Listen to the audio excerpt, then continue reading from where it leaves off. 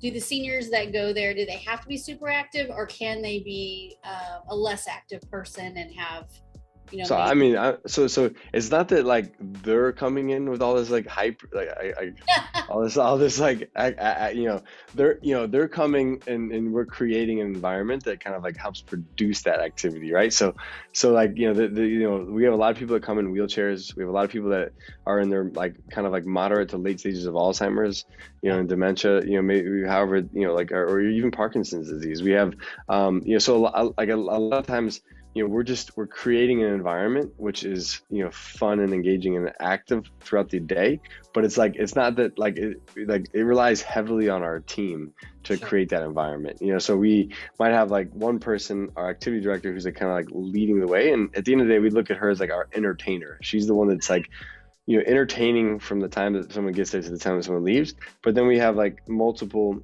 activity directors that are like kind of working with subgroups. So like they're typically working with like 1 to 6 people at a time to like engage those 6 people and engage these 6 people while if we're doing chair exercises, we might have like one person leading the activity in the front of the room, but then we might have like one person in front of each of these 6 or 8 people, like helping engage them with those chair exercises. And so everybody's working to their capability, or they're having fun based on what they can understand. Exactly.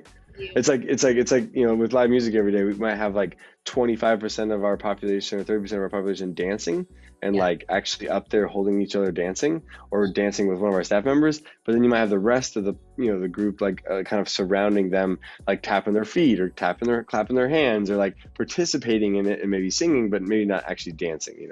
Gotcha. Hey guys, thank you so much for joining me. If you'd like to learn how to open your own adult daycare center, go to adcpro.com. If you'd like the latest business tips, click here, and make sure you subscribe to our channel. Click here. We'll see you guys next time.